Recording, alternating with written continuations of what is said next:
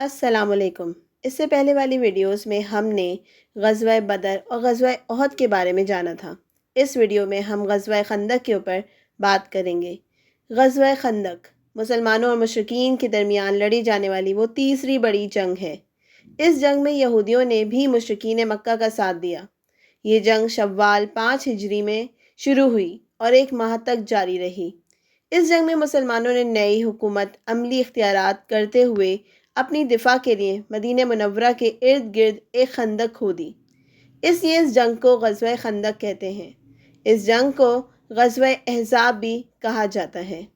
یہودیوں نے جب دیکھا کہ مدینہ منورہ میں مسلمانوں کے حالات بہتر ہو رہے ہیں تو ان کے کچھ سردار قریش کے پاس گئے اور انہیں مدینہ منورہ پر حملہ کرنے کے لیے اکسایا اور اپنے بھرپور تعاون کا یقین دلایا۔ غزوہ بدر کے بعد قریش کے لیے شام کا تجارتی راستہ بند ہو گیا تھا اور غزوہ احد کے بعد مسلمانوں نے نجد اور دمتا جندل تک کا علاقہ فتح کر لیا تھا، جس سے قریش کے عراق کی طرف بھی تجارت بند ہو گئی تھی۔ گزری ہوئی جنگوں میں کفار کو سخت ترین ناکامی ہوئی تھی، جس کا بدلہ لینے کے لیے عرب کے تمام قبائل یہودیوں کے ساتھ مل کر مسلمانوں سے بدلہ لینے کے لیے تیار ہو گئے تھے۔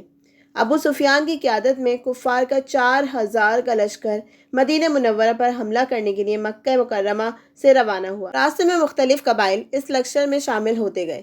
اس طرح مدینہ منورہ پہنچتے تک اس لشکر کی تعداد 10,000 سے بھی زیادہ بڑھ گئی تھی۔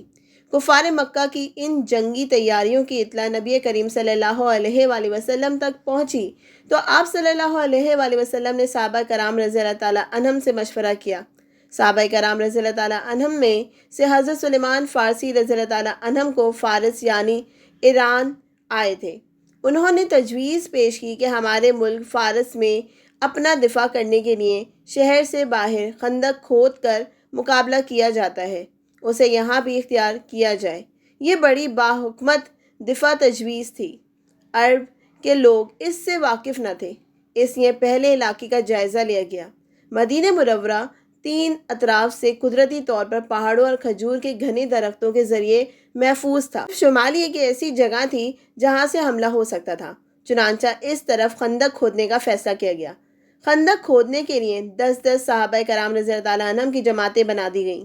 صحابہ کرام رضی اللہ تعالیٰ عنہم نے بڑے جوش و خروش سے خندق کھودنے کا کام سر انجام دیا۔ نبی کریم صلی اللہ علیہ وآلہ وسلم نے خود بھی خندق کھودنے کا کام میں حصہ لیا اور صحابہ کرام رضی اللہ تعالیٰ عنہم کے ساتھ مل کر مٹی اور پتھر ڈھونڈتے رہے۔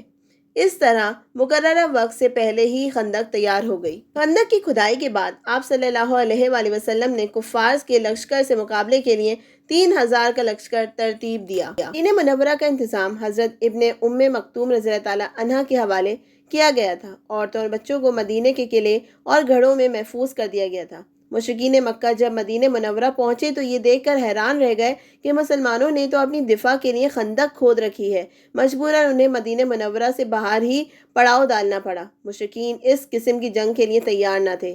وہ خندق کے پاس آ کر غصے سے چکر کاٹنے لگے۔ انہیں ایسی جگہ کی تلاش تھی جہاں سے وہ خندق کو عبور کر سکیں۔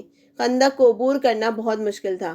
مسلمان تیر انداز ہر آگے بڑھنے والے کو اپنے تیروں کا نشانہ بنا رہے تھے۔ کافروں کے ایک مشہور پہلوان عمر بن عبدود نے اپنے چند ساتھیوں کے ہمراہ ایک کم چوڑی جگہ سے خندق کو عبور کر لیا۔ اس نے مقابلے کے لیے مسلمانوں کو للکارا۔ حضرت علی رضی اللہ تعالیٰ عنہ اس مقابلے کرنے کے لیے سامنے آئے اور سخت مقابلے کے بعد اسے قتل کر دیا، جس پر باقی مشرکین واپس بھاگ گئے۔ دونوں طرف سے تیر اندازی ہوتی رہی لیکن کوئی خندق نہ پار کر سکا۔ یہ سلسلہ کئی روز تک جاری رہا۔ یہود کا ایک قبیلہ بنو قریظہ اس وقت میثاق مدینہ کی وجہ سے مسلمانوں کی طرف سے لڑ رہا تھا، لیکن مشرکین نے انہیں لالچ دے کر مسلمانوں کے خلاف لڑنے پر راضی کر لیا۔ اس طرح بنو قریظہ میں امن کا معاہدہ توڑ کر مشرکین کا ساتھ دیا اور مسلمانوں کے اس قلعے پر حملہ کرنے کی کوشش کی گئی جہاں عورتوں اور بچوں کو محفوظ کیا گیا تھا۔ نبی کریم صلی اللہ علیہ وآلہ وسلم کی پھپھو حضرت صفیہ رضی اللہ تعالیٰ عنہ اس قلعے میں موجود تھی۔ آپ رضی اللہ تعالیٰ عنہ نے بہادری کا مظاہرہ کرتے ہوئے ایک یہودی کو ہلاک کر دیا اور اس کے سر تن سے جدا کر کر یہودیوں کی طرف پھینک دیا، جس سے وہ یہ سمجھے کہ قلعے کے اندر بھی مسلمانوں کا لشکر موجود ہے، اس لیے انہوں نے دوبارہ اس طرف حملہ کرنے کی جرت نہ کی۔ اسی دوران ایک نو مسلم صحابی نعیم بن مسعود رضی اللہ تعالیٰ عنہ نے اپنی جنگی حکمت عملی کے ذریعے سے قریش اور یہودیوں کے درمیان اتحاد کا خاتمہ کر دیا۔ مشرکین کے محاصرے کو 1 ماہ گزر چکا تھا۔ ان کو خوراک کا ذخیرہ بھی ختم ہو چکا تھا۔ روز بروز ان میں بددلی بڑھتی جا رہی تھی۔ ایک رات اللہ تعالیٰ نے اہل ایمان کی مدد کے لیے ایک سخت آندھی بھیجی، جس سے مشرکین کے خیمے اڑ گئے اور ان کا سارا سامان بکھر گیا۔ اس سے ان میں سخت افراتفری پھیل گئی اور صبح تک سارا میدان خالی ہو گیا۔ اس طرح اللہ نے ایمان والوں کو شاندار کامیابی عطا فرمائی۔ غزوہ خندق میں کفار کے 10 افراد قتل ہوئے اور مسلمانوں کے 6 افراد کو شہادت نصیب ہوئی۔ غزوہ خندق فیصلہ کن جنگ ثابت ہوئی، کیونکہ اس میں تمام عرب نے یہودیوں کے ساتھ مل کر مسلمانوں پر حملہ کیا تھا، لیکن اس کے باوجود انہیں ناکامی کا منہ دیکھنا پڑا۔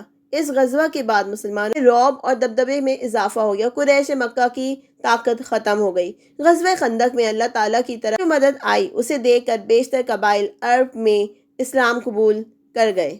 انشاءاللہ اس کے بعد اگلی آنے والی ویڈیو میں ہم اگلی غزوہ کے اوپر بات کریں گے اور جانیں گے کہ اللہ تعالیٰ نے مسلمانوں کو وہاں کیسے کامیابی عطا فرمائی۔ جزاک اللہ۔